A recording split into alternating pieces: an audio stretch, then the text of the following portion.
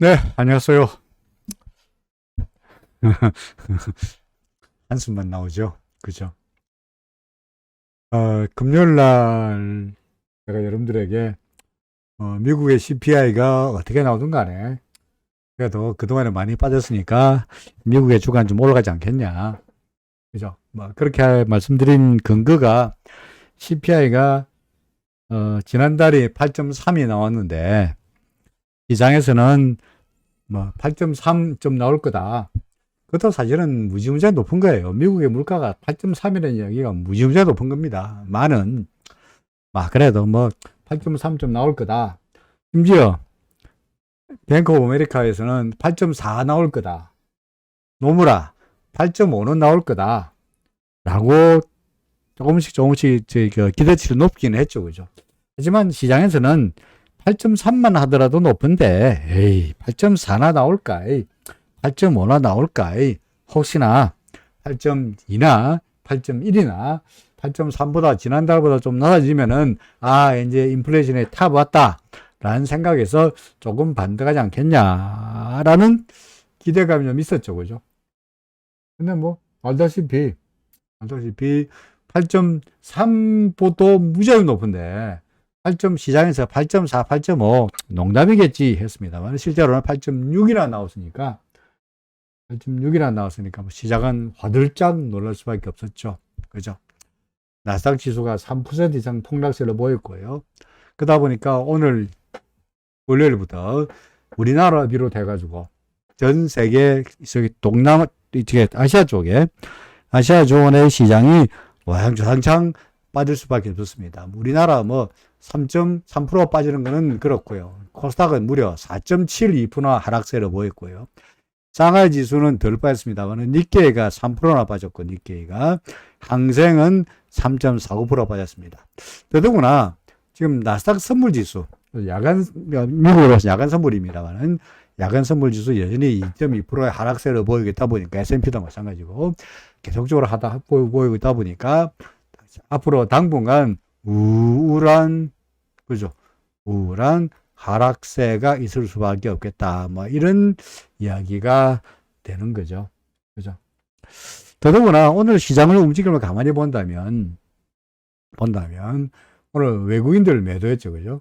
뭐 당연한 이야기고요. 기관들도 매도했습니다. 뭐 당연한 이야기인데 뭐 외국인들 팔았다는 거는 뭐 새삼스러운 일도 아닙니다만은 재밌는 걸 한번 보여드릴게요. 이게 이제 장중 동량을 그죠? 장중 동량을 해야하는데 장중 동량을 그래프로 나타내는 건데요. 그래프로 나타내는 건데 자 이게 제일 아래쪽에 파란 색깔 이게 외국인이다. 그리고 빨간 색깔이 기관입니다. 그리고 이게 개인입니다. 아침에 개장급 출발해 가지고 시간이 지날수록 개인은 줄창 샀고요. 그죠? 반면에 외국인과 기관들은 시간이 지날수록 점점 매도했습니다. 근데 재미있는 거는 외국인들이 시간이 지날수록 주식을 매도했는데 이게 주가의 움직임과 똑같이 일치합니다. 그죠? 그러니까 외국인들의 매도를 결코 무시할 수가 없다는 거죠. 그러니까 개미들이 이렇게 열심히 샀습니다만 사봤자 시장을 되돌리는 데는 아무런 영향력이 없었다. 그죠? 아무런 영향력이 없었다. 이렇게 이야기할 수밖에 없는 겁니다. 시장은 뭐 엄청난 하락세를 보일 수밖에 없었고요. 그러니까 뭐 모든 것이 시가총액 상위 종목들 뭐 전부 다 빠졌 삼성전자, LG엔솔, 하이닉스, 바이오, 네이버, 카카오 뭐 다 빠졌으니까 뭐라고 볼지 말할 수 없습니다. KTNG 제가 여러분들에게 방어적인 성격의 KTNG 이야기했습니다. KTNG도 뭘 작살났습니다. 그렇죠. 그래서 역시 현금이죠, 현금. 그죠? 현금이죠. 계속해서 여러분들에게 제가 줄이라. 현금을 늘려가라. 보수적으로, 방어적으로 가라. 라고 말씀드리긴 했습니다만은, 그래도 하면서 조금이나마 미련을 가지고 있었더라면, 서서히 그 미련마저도 이제 끊어야 되지 않겠나 싶고요. 그죠? 이제 끊어 싶고요. 그 다음에 지금의 파동이, 나중에 파동을 또 말씀드리겠습니다만은, 지금의 파동이 제가 3-5-4 3이라 하고 있잖아요. 그죠? 지금을 얘가 1이고 2고 그 다음에 3에 1, 3에 2, 3에 3, 3에 4, 5인데 그죠? 여기가 지금 3에 여기 3번 파동인데 3번 파동의 첫 번째, 두 번째, 세 번째, 네 번째, 다섯 번째 파동 중에서 다섯 번째 파동 중에서 1, 2, 3 여기다 돼요. 그죠? 여기다. 그래서 앞으로 반등하고 더 내려갈 거다. 뭐 이렇게 이야기하고 있죠. 그죠? 지금이 뭡니까? 3파죠. 그러니까 3-5-3이죠. 그러니까 3번 파동이기도 하고요.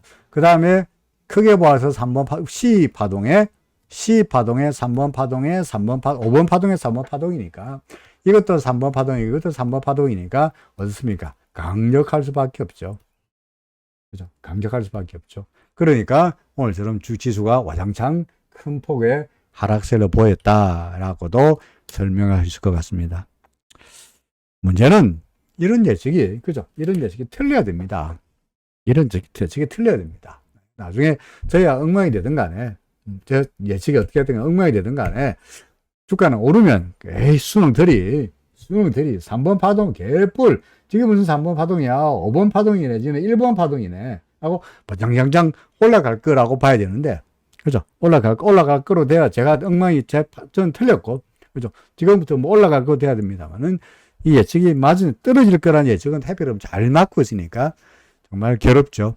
그죠? 자, 제 차트 나왔으니까, 차트 앞에 건 생각하고 여기까지가 B고요. B고, 여기가 1이고, 여기가 2고, 그죠? 그 다음에 3으로 보려니까, 이걸 3, 4, 5로 보려니까 말이 안 되기 때문에 여기를 3에 1, 3에 2, 여기 3에 3, 여기가 A, B, C, D, E, 요까지를 3에 4로 보고 있죠. 그죠? 동그라미 3에 4. 그 다음에 다시 3에 5인데, 근데 하나, 둘, 셋이죠. 그죠? 아니, 멀었죠. 넷, 다섯. 하면은 비로소 이제 동그라미 1, 동그라미 2, 이제 여기가 동그라미 3이 되는 거죠. 그러니까 우리는 지금 아직 멀었다는 거죠. 그러니까 여기까지가 3의 4고 여기까지 3의 4고 여기가 3하고 이제 5번 파동으로 접어들었는데 여기가 5의 1이고 여기가 5의 2고 지금이 뭡니까? 5의 3이다.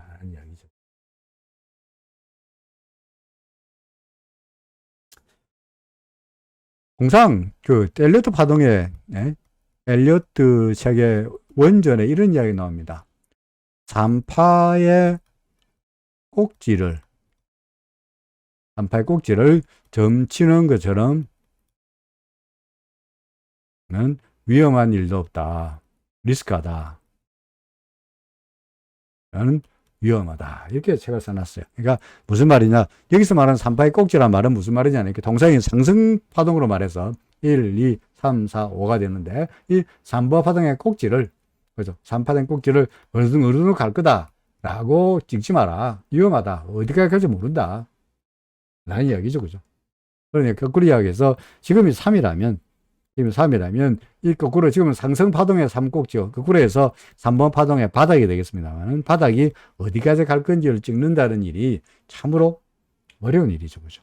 맞습니까? 그러니까 물론 뭐 1.618배 1번 파동에 1.618배 정도로 계산하면 그냥 대략적인 목표치는 나올 수 있을 것 같습니다만 그게 무슨 큰 의미가 있는지 모르겠습니다. 자, 해볼까요? 자, 여기가 2,700이었죠. 그죠? 여기가 2,700이었잖아요. 그죠? 여기가 바닥이 얼마였습니까? 제가 지난번에 말씀드리기로, 이 호수도 무조건 무너진다 그랬죠. 그죠? 이거는 무조건 무너져야 이야기가 된다 그랬지 않습니까? 이게 3이든 또는 1이든 간에 이게 무조건 무너져야 이야기가 된다 했는데 이 파동이 얼마였죠? 지우고 볼까요? 여기에 어제까지 저점이었으니까 이게 2,546이었네요.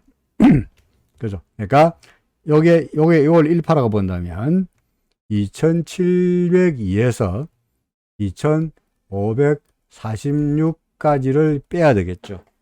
계산기가 없으면 안 되니까 계산기를 두드려 보죠. 뭐 2702에서 2546을 빼보면 이게 156포인트 빠졌네요.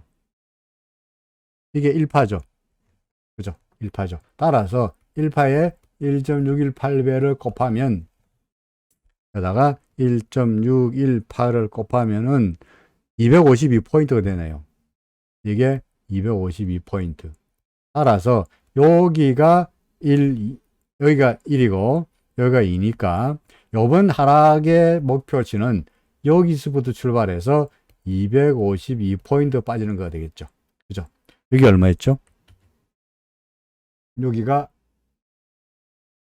얼마입니까? 2685네. 그래서 2685에서 261을 빼면은 251을 빼면 262가 아니고 251을 빼면 2685에서 252 2432가 되네요. 2432가 요게 5의 1, 5의 2, 요번 하락의 3번 목표가 2432입니다. 이게 궁극적으로 하락의 끝이냐? 천만의 말씀이야. 이제 여기가 동그라미 1, 여기가 동그라미 2, 여기가 동그라미 3이거든요. 그죠? 그러니까 4, 5니까 이번 3번 파동의 바닥 대략 목표가 2432이고 그 다음에 반등했다가 또 지박으면 그건 2432 이하로 내려가는 뭔가 파동이 있어야 뭡니까? 이제 하락 파동 끝, 이제 C 끝이라고 이야기할 수 있는 거죠. 이가 C가 아니고 3 끝. 그러니까 아직도 지난번에 말씀드렸듯이 아직도 갈 길은 멀다. 그러니까 2500 이하로 내려가더라도 2500 이하로 내려가서 뭔가 2432라는 게 대략적인 목표지. 대략적인 목표이지 2430이라 간다 안 간다 이런 이야기 할 수 없는 거죠. 내가 그냥 단순하게 요 1번 파동에 1.618배 곱하기 1.618을 곱하니까 2432가 나온다는 이야기지. 그야말로 계산을 해서 그렇다는 이야기지. 이게 뭐 그때까지 간다는 말도 아니고 뭐 2430이 아니고 뭐 2450이면 어떻고 2580이면 어떻고 2480이면 어떻고 큰 의미가 없는 거죠. 그러니까 대략 1.618을 계산하니까 그렇게 나온다는 이야기지 뭐 특별한 큰 의미를 가지는 수치는 아니다. 어쨌든 간에 말씀드리고 싶은 것은 앞으로도 갈 길이 멀다. 쉽게 말해서 서울에서 부산까지 간다고 말한다면 이 부산까지가 하락의 끝이라고 한다면 내려가는 우리 이제 어디쯤 와 있느냐? 글쎄 대전이나 와 있나? 대구 좀 와 있나? 대전은 좀 심하고 대구 정도 와 있나? 아니면 지난번에 뭡니까? 김천 좀 와 있나? 이런 정도 아니겠느냐 싶습니다. 김천 정도. 그죠? 김천이면 대구 전이죠. 맞습니까? 하여간, 김천 정도 아니겠느냐 싶습니다. 아직도 멀었다는 거죠. 한 걸 하나 보여드릴게. 지금 내내 말씀드렸듯이 미국의 금리가 올라가는데, 우리나라 금리가 올라가는데, 그죠? 금리가 올라갈 때 주식시장은 견딜 수가 없다고 말씀드렸죠. 그죠? 그죠? 그러구나. 물가가 좀 진정되면 모르겠는데, 물가가 뭐 CPI가 지난 토요일 날 제가 여러분들에게 경제지표 영상 하나 만들었는데 보셨죠? 그죠? 그 주간 스타디에 보여드렸습니다만은 지금 CPI가 8.6 나왔다는 이야기는 옛날에 1980년대의 CPI가 같은 수준이에요. 1980년대 폴 볼커가 FRB 의장할 때의 경우에 그 당시에 미국의 국채금리는 10년물 금리는 14%, 16% 이렇게 했어요. 그러니까 지금 현재 우리 그 10년물 금리가 미국의 10년물 금리가 3% 넘어섰다가 난리를 칩니다만은 CPI로 따진다면은 3%가 문제가 아니고 그보다 훨씬 더 높아야 돼요. 뭐 10% 이상 올라가야 됩니다. 내가 미국의 금리가 올라가는 것은 뭐 필연적이다라고 이야기할 수 있는 거고요. 이게 이제 그 CME라는 곳에서 패드워치란 겁니다. 패드워치. 그거 아시죠? 그 패드워치라 그래가지고 그 금리가 앞으로 어떻게 될 건지, 그죠? 될 거냐 하는 겁니다. 현재 예상을 본다면 이게 뭐냐니까 이게 6월 15일 날 FOMC에서 금리가 어떻게 될 거냐 하는 예상입니다. 현재 금리가 얼마냐? 0.75에서 1%거든, 현재. 그러니까 최고금리가 1%라고 합시다. 1%인데 예상하기로 1.5 다시 말해서 0.5% 올릴 거야 라고 예상이 79% 시장 예상입니다. 확률 확률이고 그리고 플러스 그보다 아니고 0.75% 올라갈 거야 라고 하는 확률이 20%입니다. 그러니까 요번 FOMC에서는 6월 달에 요번 주 수요일 날이죠. 그죠? 요번 수요일 날 열리는 FOMC에서는 0.5% 올리는 확률이 80% 이상이니까 매우 높죠. 그죠? 오케이는 뭐 그렇다 치고 그 다음에 문제는 이게 요번에 문제 요번에는 그렇다 치고 그 다음에 7월 달에 그죠? 7월 달에 7월 27일 날 FOMC 미팅입니다.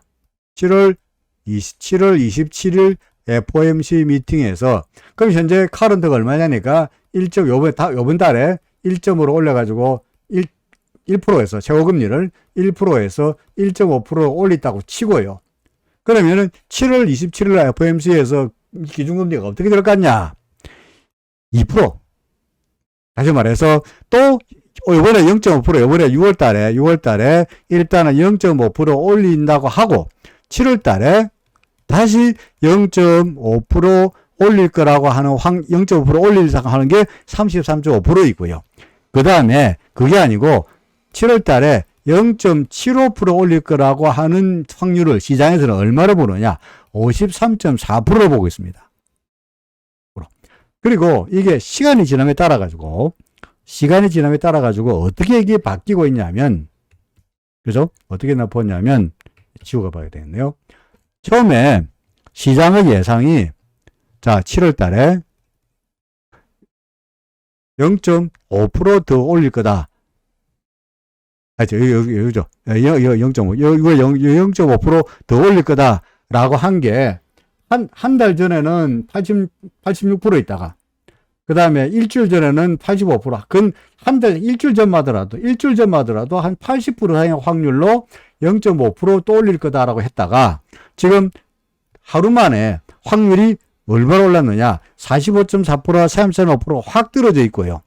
대신에 0.75% 왕창 올릴 거다라고 하는 확률이 한 달 전에는 13%밖에 안 될 거야. 14%밖에 안 될 거야 하다가 지금은 하루 만에 얼마가 되느냐? 50% 이상이 되고 있죠. 확률이 이쪽은 0.75 올릴 거라 확률은 확 올라가고 있고 반면에 0.5% 올릴 거라 확률은 점점점 시간이 지날수록 떨어지고 있습니다. 결국은 무슨 이야기냐? 소위 말해서 6월 달에는 빅 스텝이 될지 0.5% 올리는 빅 스텝이 될지 몰라도 7월 달에는 0.75% 올리는 소위 자이언트 스텝이 될 가능성에 시장은 우려하고 있으면서 주가가 엉망이 된 겁니다. 그죠? 문제는 이 자이언트 스텝이 될 때까지 우리는 어떻게 하느냐?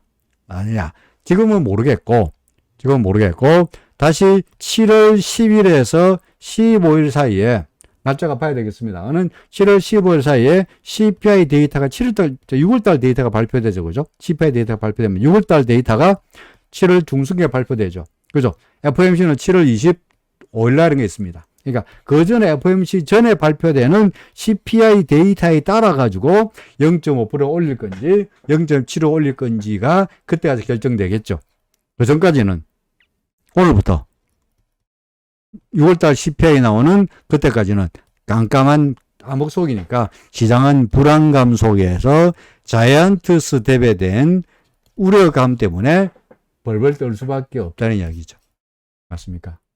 그러니 시장은 앞으로도 답답한 흐름이 이어질 공산이 높다 하는 거고요.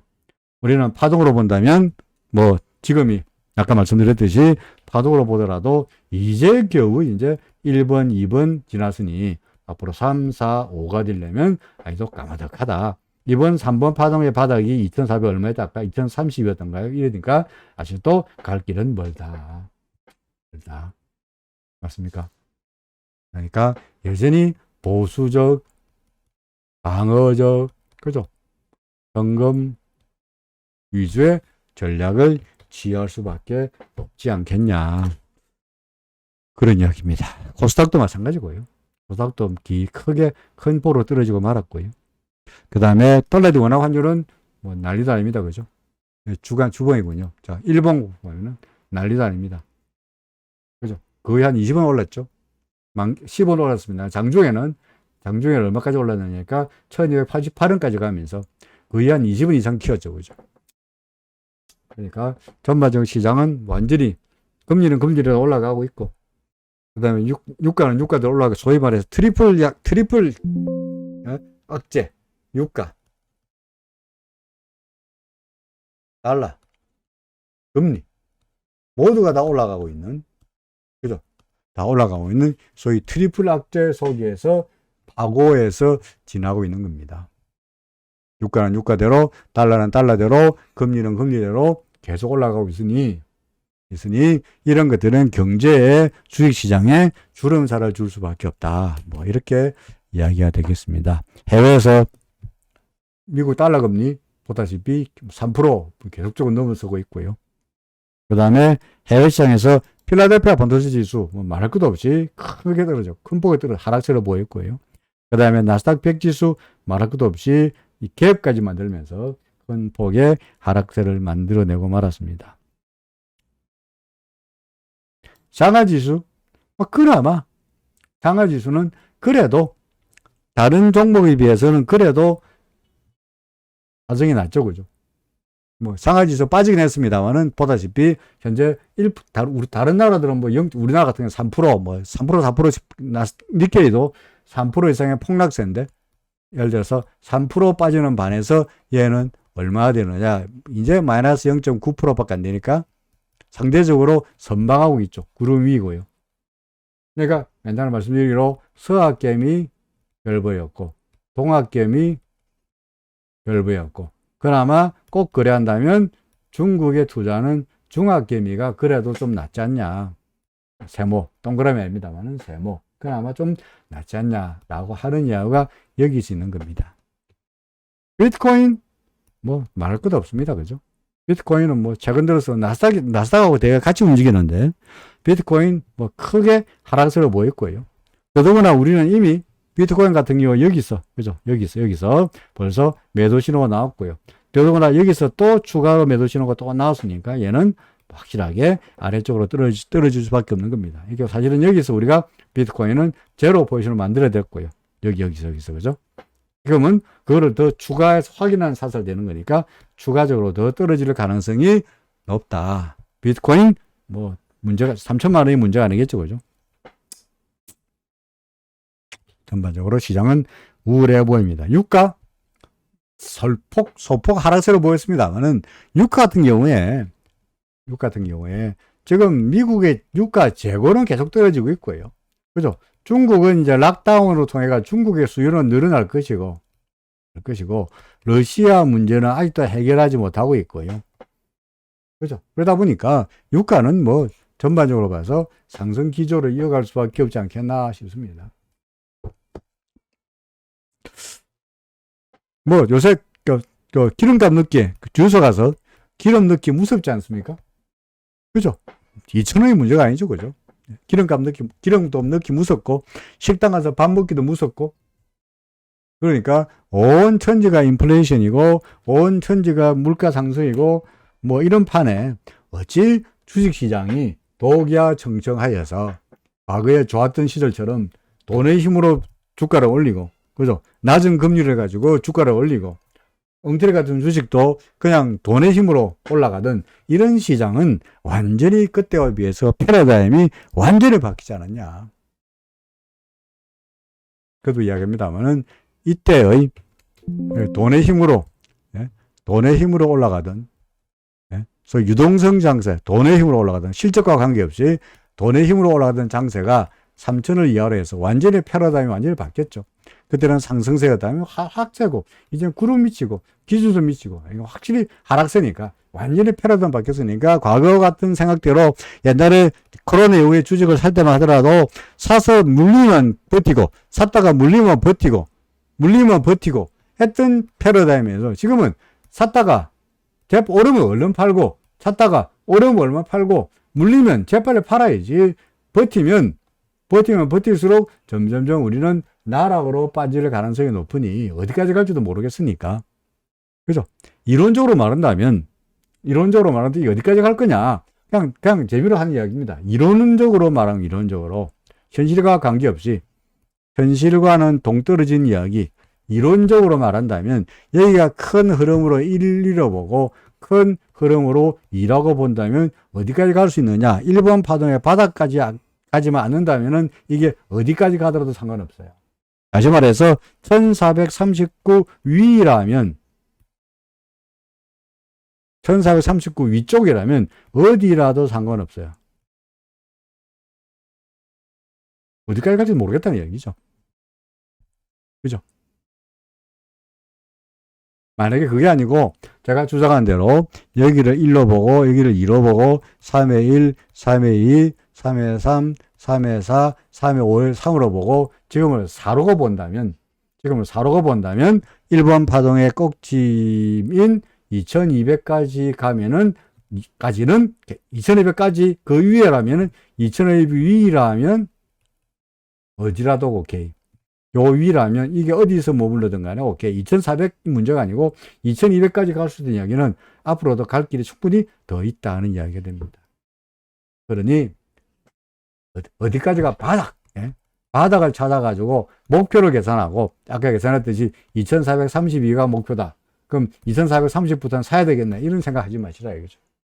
2200이다. 까지도 갈 수 있고 심하면은 이 파동 계산이 틀려가지고 그게 아니고 여기가 1이고 2고 여기가 3이고 4고 5고 그래서 큰 하나의 상승 파동이고 지금이 큰 하나의 하락 파동이라 한다면 이 하락 파동은 1번 파동의 바닥까지 가더라도 괜찮다는 이야기가 되는 거니까 2200이 문제가 아니라 여기 2200이 문제가 아니라 더 때려가더라도 된다는 이야기니까 2200도 믿을 바 못 든다는 말입니다. 그래서 하는 이야기입니다. 답답합니다. 그죠? 답답합니다. 우리나라 원화가 20원씩 뛰다 보니까, 그죠? 우리나라 원화가 너무나 많이, 엔화에 비해서, 지금 일본의 엔화도 지금 난리가 아닙니다. 그죠? 일본 엔화도 보다시피 지금 135까지 가면서 엔화도 계속 약세인데, 엄청 약세인데 우리나라 원화 환율은 더 약세이다 보니까 오히려 원화 대 엔화 환율은 제가 설명했듯이 원화 대 엔화 환율은 930에 약간 반등해가지고 오늘은 954까지 반등하긴 했습니다만은 이거 계속 말씀드렸듯이 믿을 바 못 되는 거예요. 그죠? 믿을 바 못 됩니다. 그러니까 일본은 우리나라와는 펀더멘털이 다르기 때문에 우리나라는 그래도 나름대로 그 국제 수지라든지 외환 보유고라든지 해서 지금은 시장이 휩쓸려가지고 1200원, 1300원까지 가고 있습니다만은 근본적인 흐름을 본다면 달러 대 원화 환율에 비해서 훨씬 약세가 될 가능성이 높으니 N1 환율로 본다면 930원을 바닥이라고 말하기에는 어렵다. 그러니까 비트코인이라 하면서 N화를 사는 것은 여전히 리스크가 있어 보이는 전략이다라는 말씀을 드리고자 합니다. 예. 맞습니다. 반등할 때마다 물량을 줄이는 게 최고 같습니다. 지금으로 봐서는. 그죠? 반등이라도 할 때라도 있으면 다행이고요. 그럼 반등 안 하면 어떻게 하느냐? 뭐, 그래도 팔아야 되겠죠. 지금은 아무래도 물량을 어떻게 하든 간에 줄여가는 것이 전략일 수밖에 없지 않겠나 하는 답답한 이야기 밖에 못하겠습니다. 그래도 와중에 주식을 좀 팔아가지고 현금 비중이 많으신 분들은 그래도 좀 괜찮으실 거고 그때까지 버티고 어떻게 되겠지 하면은 참 답이 안 나오는 그런 갑갑한 시장이 한동안 이어지지 않겠나 싶습니다. 어제 말씀드렸듯이 그 방송에서 그죠? TV방송에서 특히 TV방송에서 팔아라 이런 이야기 못하죠. 팔아라 이런 이야기 못해요. 그런 이야기 못해요. 그럼 그래서 계속 제가 할 수 있는 이야기는 뭐냐니까 시간이 필요하다. 방어적으로 거래하시라. 그죠? 이 이야기 무슨 이야기입니까? 시간이 필요하다. 올라가려면 시간이 필요하다. 여기서 올라가려면 시간이 필요합니다. 예? 방어적으로 하세요. 그 이야기 무슨 이야기야? 팔아라는 이야기를 직접적으로 못하니까 하는 이야기입니다. 물론 이 강의에서는 제가 여러분들에게 현금은 늘리라 라고 이야기합니다만은 절반 이상을 현금 가지고 계시라 라고 말합니다만 어쨌든 간에 시간이 필요하다. 진짜로 시간이 필요합니다. 방어적으로 현금으로 가질 수밖에 없다 하는 말씀을 드릴 수밖에 없네요. 답하죠, 그죠?